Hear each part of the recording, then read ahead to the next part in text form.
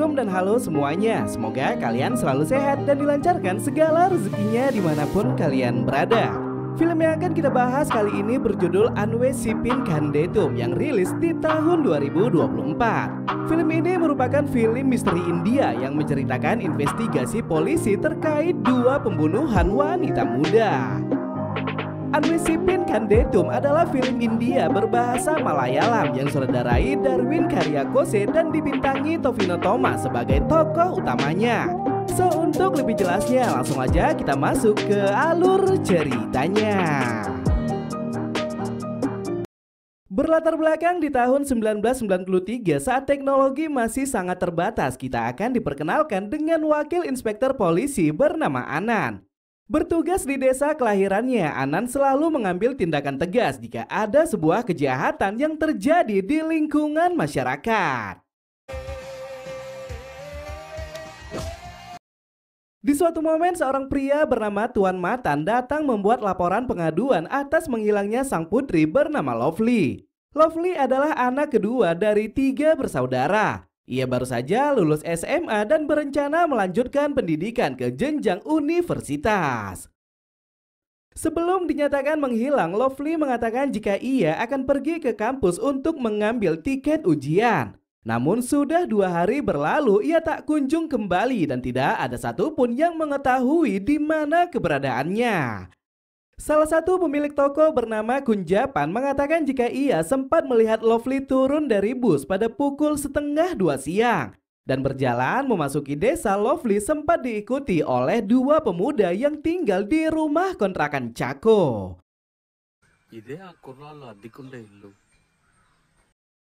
Singkatnya, setelah dilakukan penyelidikan lebih jauh, 2 pemuda bernama Akes dan Murali akhirnya dibawa ke kantor polisi. Dan dari cerita yang disampaikan, keduanya pun mengaku jika yang dikatakan Kunjapan memanglah benar adanya.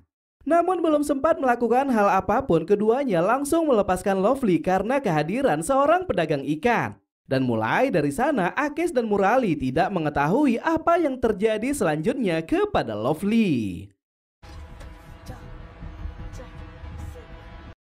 Mengunjungi kediaman Tuan Matan, Anan mendapatkan sebuah fakta jika Lovely adalah seorang gadis yang sangat religius. Bahkan kepada sang ayah, Lovely sempat mengatakan jika dirinya ingin menjadi seorang biarawati di gereja tempat mereka tinggal.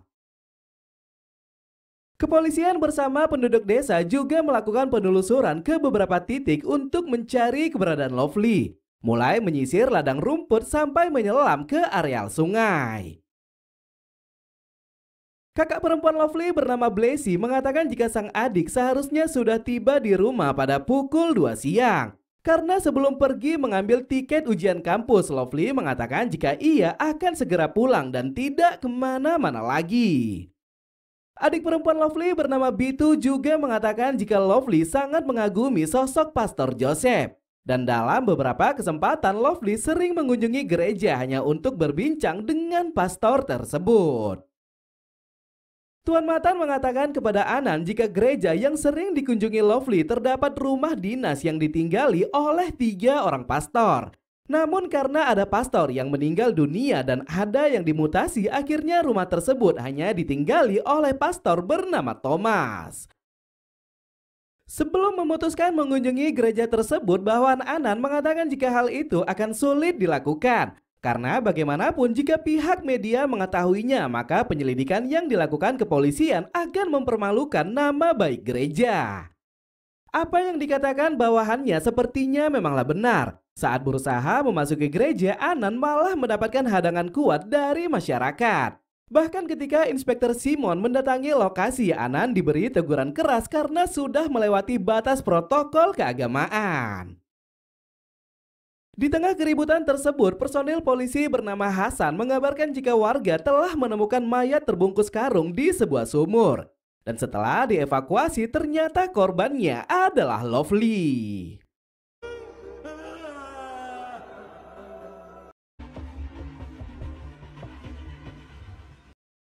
Melanjutkan pemeriksaan silang, Anan kemudian memanggil penjual ikan bernama Bablu. Dan darinya didapatkan informasi jika yang dikatakan Akes dan Murali memanglah benar adanya. Namun walaupun begitu, pernyataan yang disampaikan tidak membuat Simon percaya begitu saja. Ia memiliki asumsi jika Akes dan Murali kembali mendatangi Lovely setelah Bablu meninggalkan mereka. Puncak dari penyelidikan tersebut, Simon akhirnya menetapkan kedua pemuda itu menjadi tersangka pembunuhan Lovely. Tidak puas dengan keputusan tersebut, Anan diam-diam melakukan penyelidikan ulang. Menyusuri setiap sudut jalanan desa, ia pun akhirnya menemukan beberapa petunjuk penting terkait lokasi pembunuhan Lovely. Kepala inspektur bernama Alex mengatakan kepada Simon jika keluarga Akes dan Murali memiliki hubungan dekat dengan pemerintah.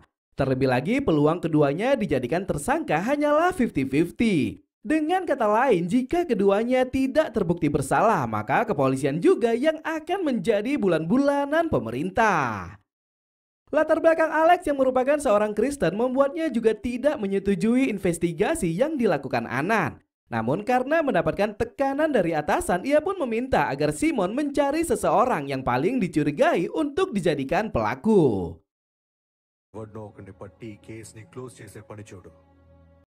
Sebelum menuju ke TKP, Anan mendatangi Alex dan memberitahukan hasil investigasinya. Ia mengatakan jika Akes dan Murali dituduh sebagai pelaku pembunuhan, kemungkinan hal tersebut adalah salah besar. Karena jika korban dibunuh di rumah kontrakan Cako, tidak mungkin jasadnya dibuang di sumur yang jaraknya cukup jauh. Pada kenyataannya, sumur di TKP jaraknya lebih dekat dengan bangunan gereja. Ditambah lagi, jika berjalan kaki melalui halaman belakang, ada jalan setapak yang saling menghubungkan dua tempat tersebut. Kesimpulannya, Anan mengatakan kepada Alex jika ia ingin memecahkan kasus pembunuhan Lovely, maka mereka harus melakukan penyelidikan kepada Pastor Thomas. Melanjutkan investigasi, Alex menggunakan anjing pelacak untuk mencari jejak si pelaku. Setelah menciumkan karung goni yang membungkus korban, anjing pelacak kemudian menunjukkan beberapa titik yang berkaitan dengan pembunuhan korban. Titik pertama yang ditunjuk adalah rumah kontrakan Cako. Titik kedua adalah bangunan gereja dan titik ketiga adalah rumah seorang warga bernama Sahadevan.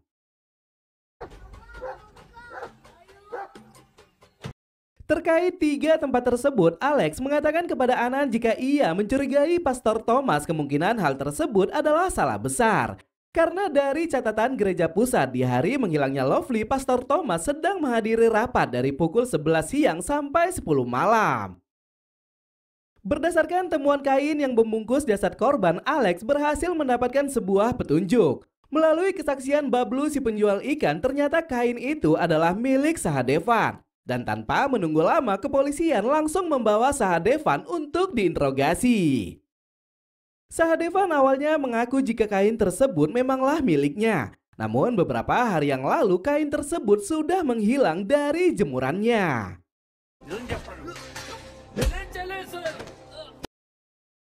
2 malam setelah korban dikebumikan, Tuan Matan mendatangi Anan untuk memberikan informasi. Ia mengatakan jika dirinya sudah mengenal Sahadevan selama 20 tahun. Bahkan karena hubungan mereka yang selalu akur, ia pun sangat yakin jika Sahadevan bukanlah pelakunya. Fakta lain yang tidak diketahui kepolisian, ternyata ada pegawai desa yang sempat melihat Lovely memasuki gereja pada pukul 2 siang. Dan jika hal itu dikaitkan dengan kasus pembunuhan, maka gereja tersebut harus segera diperiksa.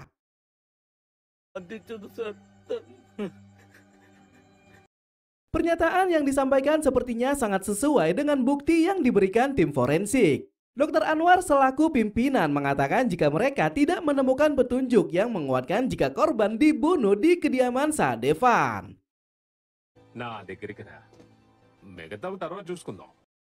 Setelah berpikir panjang, Anan akhirnya berhasil mendapatkan sebuah ide. Dengan membayar seorang pria melakukan pencurian di rumah dinas Pastor Thomas, ia pun akhirnya memiliki kesempatan untuk melakukan pemeriksaan kepada Pastor Thomas.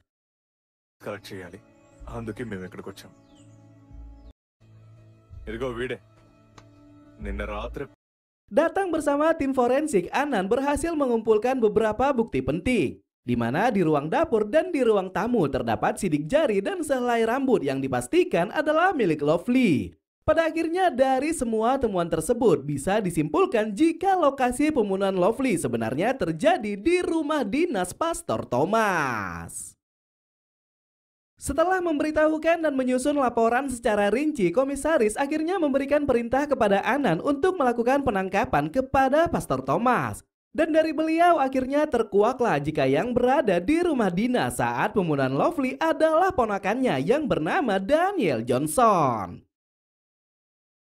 Daniel adalah mahasiswa hukum di Universitas Ernakulam. Ia sering mengunjungi kediaman pastor saat liburan akhir pekan. Tanpa sepengetahuan Pastor Thomas, Daniel ternyata menjalin hubungan asmara dengan kakak korban yang tak lain adalah Blessy. Dan tepat ketika pastor meninggalkan gereja, Daniel diam-diam membawa Blessy ke rumah dinas untuk melakukan hubungan intim. Hari mereka melakukannya, Lovely yang ingin menemui Pastor Thomas malah menangkap basah keduanya. Dan tidak mau hal tersebut tersebar luas, Blessy langsung memerintahkan Daniel agar menahan Lovely. Puncaknya ketika mendekap mulut korban dalam waktu yang lama, Daniel tidak sadar jika ia telah melakukan pembunuhan.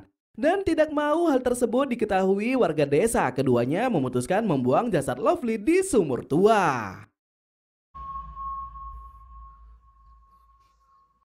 Melihat sarung Sahadevan yang tergantung di jemuran, Blessy akhirnya menggunakan kain tersebut untuk mengikat Lovely. Dan setelah membungkusnya dengan karung goni, keduanya kemudian membuang jasad Lovely ke sebuah sumur yang lokasinya dekat dengan gereja.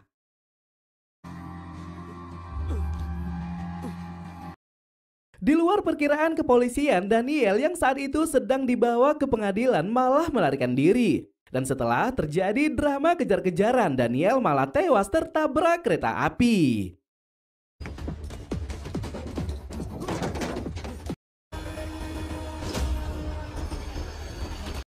Puncak dari kejadian tersebut, Anan bersama 3 anggota polisi bernama Hasan, Sena, dan Sukumaran akhirnya mendapatkan penangguhan. Mereka dianggap lalai dalam melakukan tugas penting. 3 bulan setelah kejadian tersebut, Anan yang masih dalam masa penangguhan kembali dipanggil oleh komisaris. Beliau mengatakan jika mereka memiliki sebuah kasus pembunuhan yang belum ditutup selama 6 tahun. Kasus tersebut adalah pembunuhan seorang wanita muda bernama Sri Devi yang tewas di perkebunan karet desa Cerufali. Beberapa departemen termasuk CBI sudah mengirimkan petugas terbaik untuk melakukan penyelidikan. Namun segala upaya yang dilakukan belum bisa membuktikan siapa pelaku yang sebenarnya. Dengan analisis Anan yang sangat brilian, komisaris sangat yakin jika Anan dan timnya bisa menyelesaikan kasus tersebut. Namun jika mereka tidak bisa memecahkannya, komisaris mengatakan jika hal itu tidak menjadi masalah untuk mereka. Anand, I'm sure. Tidak mau menyia-nyiakan kepercayaan yang diberikan, Anan langsung membahas kasus tersebut bersama Hasan, Sena, dan Sukumaran. Dan setelah berunding panjang, keempatnya sepakat terlibat dalam investigasi kasus pembunuhan Sri Devi. Setibanya di desa Cerufali, kepala desa bernama Pavilo dan tuan tanah bernama Sadanandan kompak menyuarakan kepada penduduk desa agar menolak investigasi lanjutan. Usut punya usut, ternyata beberapa tahun silam ada warga desa yang menjadi korban karena investigasi kasar yang dilakukan oleh kepolisian. Tidak memperdulikan orasi tersebut, Anan dan tim kemudian mendatangi pensiunan polisi bernama Ravendran. Dan dari beliau terungkaplah beberapa fakta tentang latar belakang dan kehidupan Sri Devi. Sri Devi adalah putri sematawayang dari seorang wanita bernama Revama. Memiliki suami sambung bernama Podian, ia kemudian bercerai dan akhirnya membesarkan Sri Devi seorang diri. Kepolisian sempat mencurigai Podian karena 2 hari sebelum pembunuhan ia sempat bertengkar hebat dengan Sri Devi. Namun setelah dilakukan penyelidikan, beberapa bukti yang ditemukan menunjukkan jika Podian bukanlah pelakunya. Sri Devi adalah gadis desa yang sangat menyukai novel. Dan memiliki paras yang cantik, banyak pemuda berusaha mendapatkan hatinya, termasuk salah satunya adalah pemuda pemilik kedai bernama Setu. Namun belakangan terdengar kabar jika Sri Devi tidak pernah menjalin hubungan dengan pria manapun. Trauma sang ibu dalam berumah tangga membuatnya berpikir untuk tidak menikah muda. Berbanding terbalik dengan prinsip tersebut, malam sebelum pembunuhan Sri Devi malah menulis sebuah surat untuk sang ibu. Sambil meninggalkan rumah, ia menulis jika dirinya akan pergi dengan seorang pria yang sangat dicintainya. ఎక్కడికి వెళ్ళినా నేను Keesokan hari, tepat di tanggal 20 Mei 1988, warga desa Cerufali digemparkan dengan penemuan mayat Sri Devi yang ditemukan tewas di perkebunan karet. Pria bernama Govindan yang pertama kali menemukan jasad Sri Devi langsung diinterogasi keras oleh kepolisian. Dan karena tidak tahan dengan beberapa pertanyaan yang diajukan, Govindan yang takut dijadikan tersangka malah mengakhiri hidup dengan menggantung diri. Fakta lain dalam kasus tersebut, ternyata Sri Devi tewas dalam keadaan hamil. Mengandung bayi berusia 3 bulan membuat warga desa sangat terguncang dengan kabar tersebut. Intinya dalam pembunuhan Sri Devi, kepolisian berkesimpulan jika korban dibunuh oleh seorang pria yang menghamilinya. Namun terkait siapa pria tersebut belum ada satupun pihak yang bisa membuktikannya. Di bawah penyelidikan CBI yang dipimpin Tuan Krishna Uni, kepolisian akhirnya mencurigai pria pemilik kebun karet bernama Parangodan. Belakangan diketahui jika Parangodan adalah pria yang sering menggoda wanita muda. Dan karena Sri Devi sering menonton televisi di kediamannya, kepolisian akhirnya mengaitkan temuan tersebut untuk dilakukan interogasi. Namun setelah interogasi dilaksanakan, didapatkan fakta jika Parangodan adalah seorang pria mandul. Dan karena banyak penduduk desa yang dirugikan, investigasi terkait kasus pembunuhan Sri Devi akhirnya terpaksa diberhentikan. Di awal penyelidikan, Anand bersama tim mendatangi kediaman Revama untuk mencari sebuah petunjuk. Dan melihat tumpukan novel yang sering dibaca Sri Devi, mereka pun memutuskan untuk membawa semua benda tersebut. Di salah satu novel yang dikoleksinya, Nehru menemukan sebuah surat yang dikirim oleh seorang wanita bernama Lekha Santes yang beralamat di Kalyan, Bombay. Menjadi teman masa kecil Sri Devi, Lekha sempat berpindah tempat tinggal bersama sang suami yang saat itu bekerja di kota Bombay. Namun karena sebuah kecelakaan yang menyebabkan suaminya meninggal, ia pun memutuskan untuk kembali ke desa. Sejatinya selama di Bombay, Lekha mengaku jika dirinya sering berkirim surat dengan Sri Devi. Dan dalam beberapa surat yang ditulis, Sri Devi tidak pernah sekalipun berbicara tentang seorang pria. Namun entah mengapa 2 minggu sebelum kematiannya, Sri Devi pernah menuliskan jika ia sedang belajar bahasa Hindi. Dan di akhir kalimatnya ia juga bertanya tentang kehidupan di kota Bombay. Setelah mendengar pernyataan yang disampaikan Lekha, Anand memiliki kesimpulan jika kekasih Sri Devi adalah penduduk desa Cerufali yang merantau ke Bombay. Dan untuk mengetahui siapa saja pemuda yang merantau ke kota tersebut, Anand memutuskan menemui kepala desa Pavilo untuk meminta file data perpindahan warga desa. Namun tak mengapa kepala desa Pavilo menolak membantu penyelidikan. Dan jika memang Anand bersikeras ingin mendapatkannya, maka ia harus mendapatkan surat perintah dari pengadilan. వస్తాను ప్రెసిడెంట్ గారు. Karena kondisinya yang masih disuspend, Anand sadar jika ia tidak mungkin melakukan hal tersebut. Dan pada akhirnya untuk bisa mengambil data perpindahan, Anand menyuap seorang pegawai desa bernama Peyun. Sambil menunggu hasil dari Peyun, Anand menemui pensiunan CBI Krishna Uni di kediamannya. Beliau mengatakan jika dahulu mereka juga telah melakukan penyelidikan tentang surat-surat yang ditulis Sri Devi. Dan yakin jika Sri Devi pernah mengirim surat kepada kekasihnya, mereka pun menemui pengantar pos yang bernama Chandran. Namun beberapa bulan pasca kematian Sri Devi, Chandran malah mengalami kecelakaan. Dan setelah dibawa ke rumah sakit, ia pun mengalami koma selama beberapa tahun. Intinya dalam penyelidikan yang dilakukan CBI, Chandran adalah saksi kunci yang mengetahui kepada siapa saja Sri Devi berkirim surat. Tanpa disengaja ketika Anan memeriksa surat yang ditulis Leka, ia malah mendapatkan sebuah fakta jika surat tersebut sebenarnya bukan dikirim dari kota Bombay. Melalui stempel perangko yang tertera, ternyata surat itu dikirim dari wilayah Haryana yang ada di kota Gurgaon. Untuk menjawab semua teka-teki tersebut, Anan kemudian membawa surat tersebut kepada Leka. Dan setelah diselidiki, ternyata surat yang mereka bawa bukanlah tulisan tangan Leka. Kemungkinan seseorang yang merupakan kekasih Sri Devi menyamarkan identitasnya dan menggunakan nama Leka. Dan intinya kekasih Sri Devi bukan tinggal di kota Bombay, melainkan tinggal di daerah Haryana, kota Gurgaon. Sorry.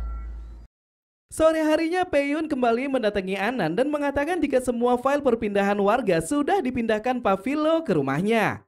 Ia mungkin menyadari jika beberapa di antara pegawai desa pasti ada yang akan membantu Anan untuk mendapatkan file tersebut. Karena tidak punya pilihan lain, Anan memutuskan menyelinap masuk ke kediaman Pavilo. Dan setelah melakukan pencarian beberapa menit, ia pun akhirnya menemukan file data yang dicarinya. Tanpa disadari, ternyata Pavilo malah memergoki Anan dan mengancam menggunakan pisau. Pavilo kemudian memerintahkan Anan mengembalikan file tersebut. Namun dengan tindakan cepat, Anan langsung merebut pisau. Dan setelah membalikan keadaan, Pavilo yang tidak berkutik akhirnya mempersilahkan Anan membawa file tersebut. Dari file itu terkuaklah jika 3 bulan sebelum pembunuhan Sri Devi, pemuda yang berpindah tempat tinggal ke Haryana Gurgaon adalah putra Sadanandan bernama Wisnu. Dan mengingat orasi Sadanandan yang pernah mengajak warga desa menolak investigasi, Anan semakin yakin jika keluarga Sadanandan pasti ada kaitannya dengan kematian Sri Devi. Sebelum menemui tukang pos canran, Anan berbincang panjang lebar dengan salah satu personil polisi lokal bernama Siju. Siju mengatakan jika desa Cheruvali sepenuhnya dikendalikan oleh Sadanandan yang merupakan tuan tanah paling berpengaruh. Memiliki reputasi baik, penduduk desa sangat menghormatinya dan memanggilnya dengan sebutan guru. Terkait putranya yang bernama Wisnu, Siju juga mengatakan jika warga desa tidak ada satupun yang beropini buruk. Bahkan beberapa warga memuji kepintaran Wisnu yang sekarang sudah menjadi insinyur di negara Dubai. Siju menambahkan jika setiap tahunnya Wisnu selalu pulang kampung untuk menghadiri festival Padayani di bulan Februari. Dan jika mengaitkan usia kehamilan Sri Devi dan waktu kematiannya, bisa jadi dua waktu tersebut bisa saling berkaitan. Di kediaman tukang pos canran, Anan melihat jika beliau keadaannya sudah hampir membaik. Dan dari beberapa pernyataan yang disampaikan, Chandran dengan terbata-bata mengatakan jika dirinya ditabrak mobil ambasador berwarna hitam beberapa hari setelah kematian Sri Devi.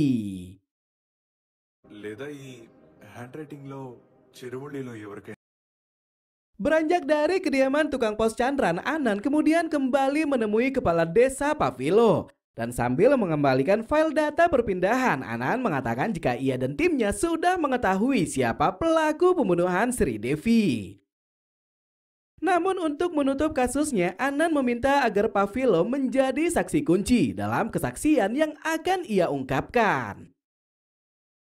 Keesokan hari di kantor polisi Cheruvali, Sadanandan yang juga dipanggil bertanya kepada Pavilo mengapa ia dilibatkan dalam kasus pembunuhan Sri Devi. Dan tidak mengetahui yang terjadi, Pavilo hanya bisa mengatakan agar mereka bekerja sama dalam menyelesaikan kasus pembunuhan Sri Devi.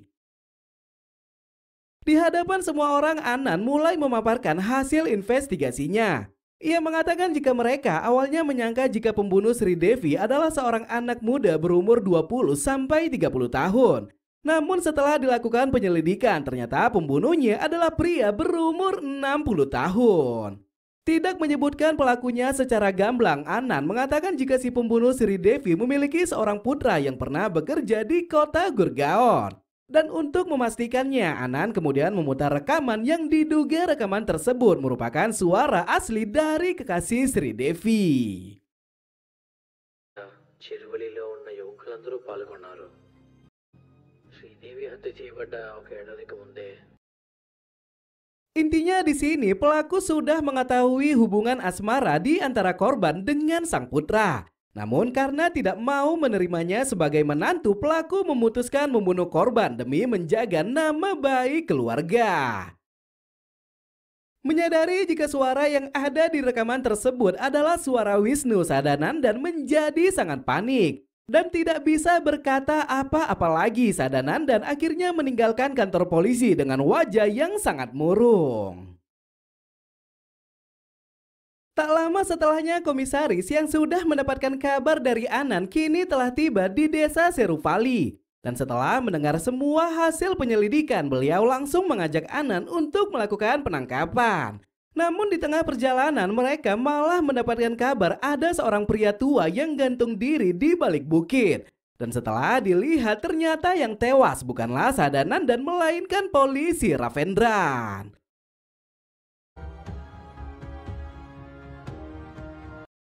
Dalam surat yang ditinggalkannya dengan jujur, Ravendran mengatakan jika dialah yang melakukan pembunuhan kepada Sri Devi. Dan alasannya karena ia tidak mau mendapatkan menantu dari keluarga yang berasal dari kasta rendah. 2 minggu sebelum kejadian, Ravendran sempat mendapatkan laporan dari tukang pos Chandran jika ada seseorang yang mengirimkan surat kepada putranya bernama Sudip. Namun karena surat tersebut tidak menggunakan perangko, Chandran yang tidak mengetahui siapa pengirimnya langsung menyerahkan surat tersebut kepada Ravendran. Merasa penasaran, Ravendran yang membuka isi surat akhirnya mengetahui jika pengirimnya adalah Sri Devi. Dan dalam suratnya Sri Devi menuliskan jika ia telah mengandung bayi hasil hubungannya dengan Sudip. Tidak rela jika sang putra menjalin kasih dengan wanita kasta rendah, Ravendran mulai memanfaatkan tukang pos Chandran untuk membaca semua surat dari keduanya. Puncaknya ketika Sudip dan Sri Devi memutuskan untuk kawin lari, Ravendran yang mengetahui hal tersebut langsung bergerak cepat. Menghalangi Sri Devi yang melintas di perkebunan karet, Ravendran kemudian menyekap dan menghantam kepala Sri Devi sampai ia pun tewas seketika.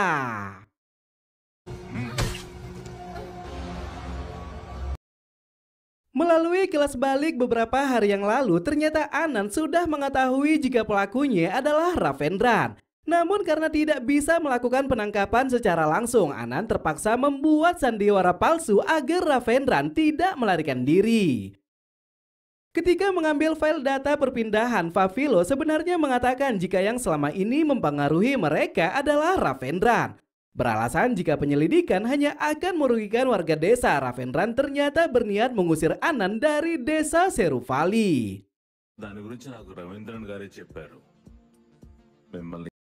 Atas pernyataan yang disampaikan, Anan yang curiga kemudian memeriksa file keluarga Ravendran. Dan puncaknya didapatkanlah fakta jika pemuda yang tinggal di Gurgaon bukan hanya Wisnu melainkan ada putra Ravendran yang bernama Sudip.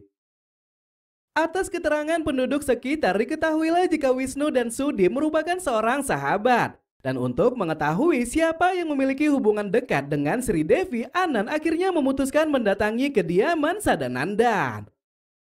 Setelah memaparkan semua hasil investigasi, Sadananda mempersilahkan Anan mencocokkan tulisan yang ada di surat Sri Devi dengan tulisan Wisnu. Dan hasilnya dua tulisan tersebut tidaklah sesuai. Semakin yakin jika kekasih korban adalah Sudip, Anan kemudian mengirimkan salinan surat Sri Devi kepada Wisnu. Dan akhirnya setelah dikonfirmasi, Wisnu mengatakan jika tulisan tangan yang ada di surat tersebut adalah milik Sudip.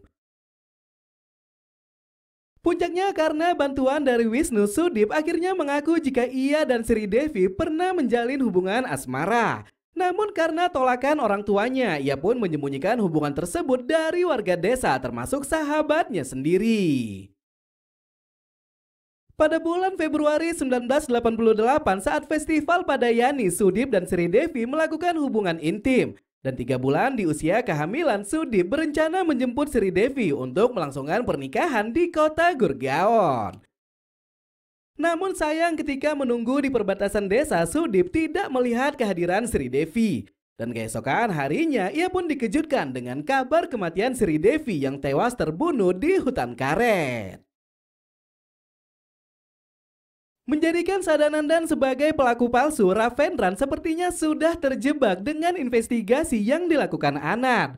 Terlebih lagi menyadari jika pemuda yang berbicara di kaset rekaman adalah suara Sudip, ia pun sepertinya khawatir. Karena sebentar lagi Anand pasti akan mengungkap siapa pelaku pembunuhan yang sebenarnya. Intinya Anand mengatakan kepada komisaris jika Ravendran sudah tidak memiliki harga diri di depan seluruh penduduk desa. Dan karena alasan tersebut ia pun memutuskan mengakhiri hidup demi kehormatan dirinya sendiri. Di akhir film, komisaris sangat berterima kasih kepada Anand atas investigasi yang dilakukannya. Dan bersamaan dengan prinsip Anand yang akan selalu menegakkan keadilan dimanapun ia berada, film pun berakhir. So, mungkin sampai di sini aja ya cerita kali ini. Makasih banyak yang sudah hadir. Jika ada kata-kata saya yang salah, mohon dimaafkan. Saya Ahmad pamit undur diri. Tetap hidup sehat. Thanks for watching and see you to the next video. Bye-bye.